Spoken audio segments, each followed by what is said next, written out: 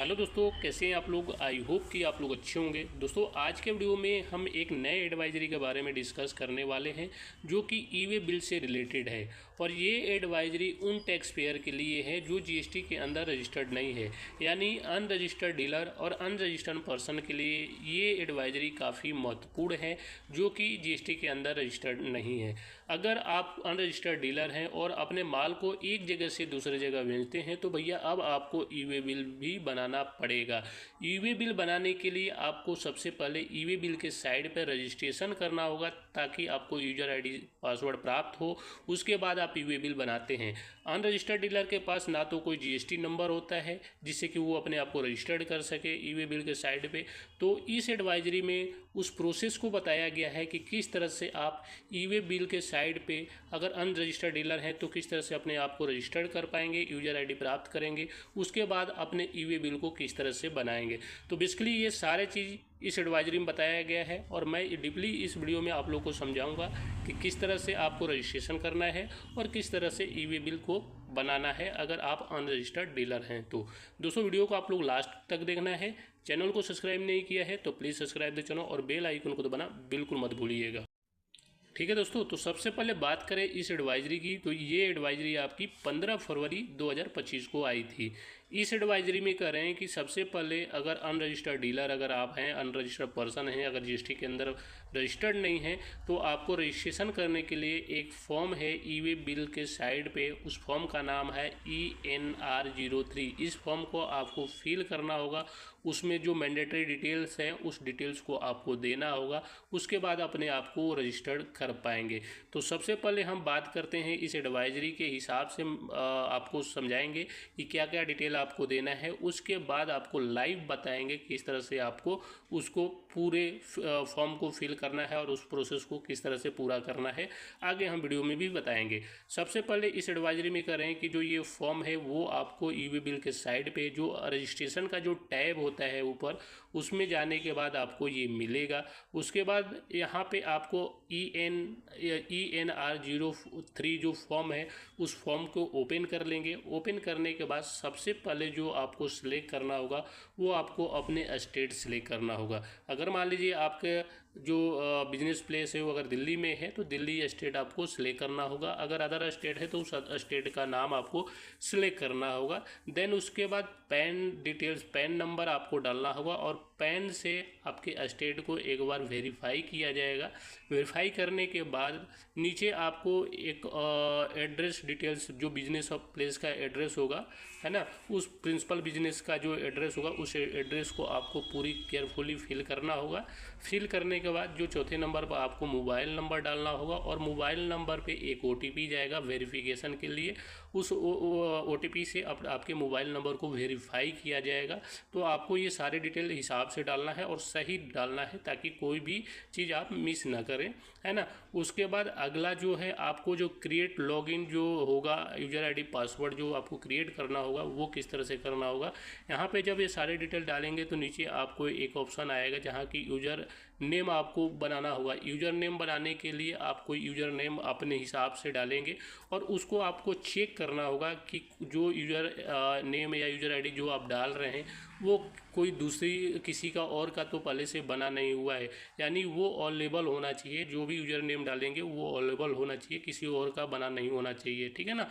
User name डालेंगे, password डालेंगे, फिर उसके पासवर्ड को कंफर्म करेंगे और कंफर्म करने के बाद जब सबमिट करेंगे तो आपके सामने 15 कैरेक्टर का एनरोलमेंट आईडी जनरेट हो जाएगा। उसके बाद वो आपके सामने डिस्प्ले होगा और उस यूजर एनरोलमेंट आईडी से आप ई वे बिल के साइड पे लॉगिन कर पाएंगे। जहां आप जीएसटी नंबर यूज करते हैं, अगर रजिस्टर्ड पर्सन जो होते हैं, जीएसटी नंबर की जगह आपको ये एनरोलमेंट आईडी नंबर डाल के आप उसको लॉगिन कर पाएंगे।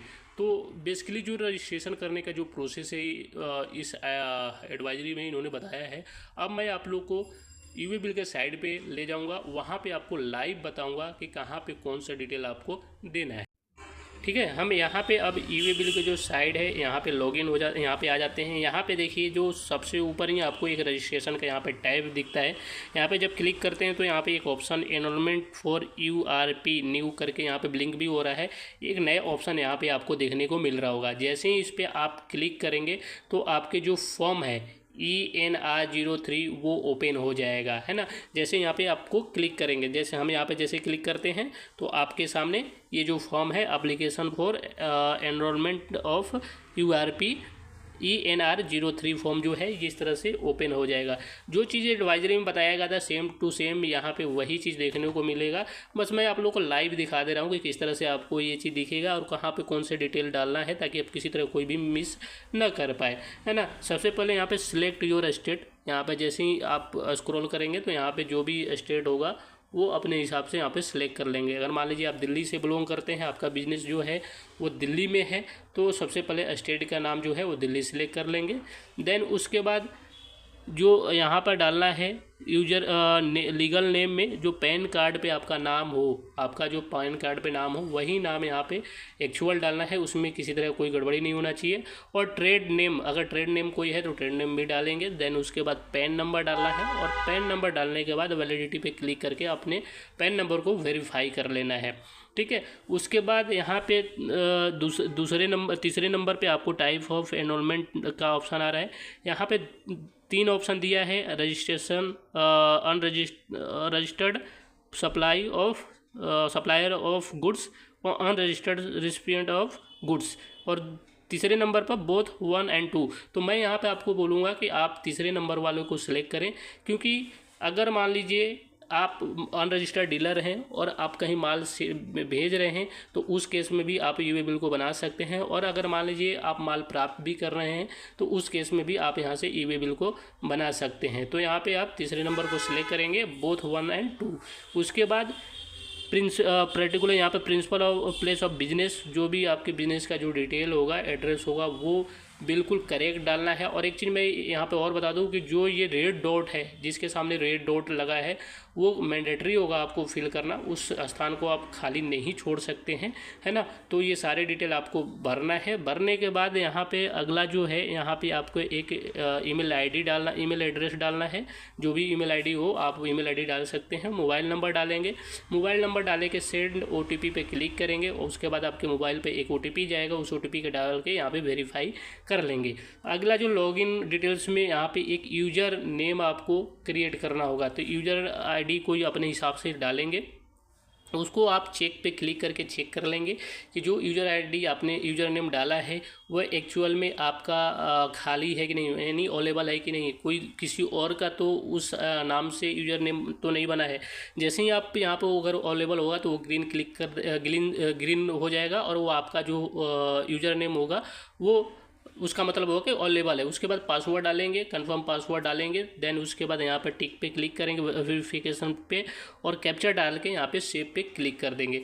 जैसे ही सेव पे क्लिक करेंगे आपके सामने जो जो एनरोलमेंट आईडी और पासवर्ड जो है ऑटोमेटिक जनरेट हो जाएगा, ठीक है। और उस जो जनरेट होगा यूज़र आईडी पासवर्ड, है ना, उस आईडी को आप यूज करके आप अपने ई वे बिल के साइड पे लॉगिन कर पाएंगे। जैसे आप अपना अगर रजिस्टर्ड पर्सन होते हैं तो अपने यूज़र आईडी पासवर्ड डाल के कैप्चर डाल के लॉगिन करते हैं, उसी तरह से जो एनरोलमेंट आईडी नंबर आपको जो मिलेगा, है ना, रजिस्ट्रेशन करने के बाद उसको आप यहाँ पर डालेंगे और पासवर्ड को डालने के बाद कैप्चर डालने के बाद जैसे ही क्लिक करेंगे तो इस तरह से आपका जो अनरजिस्टर्ड का अपना ई वे बिल बनाने के लिए डिटेल यहाँ पर ओपन हो जाएगा।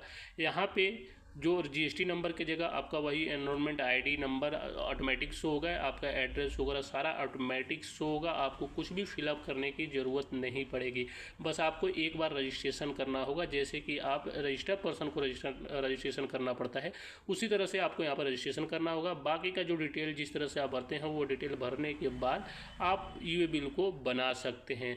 तो आई होप कि ये चीज़ सारी चीज़ समझ में आप लोग को आ गया होगा कि अगर अनरजिस्टर्ड पर्सन है तो उनको किस तरह से रजिस्ट्रेशन करना होगा और ई वे बिल को किस तरह से बनाना होगा। तो आई होप कि वीडियो पसंद आया होगा। मिलते हैं नेक्स्ट वीडियो में।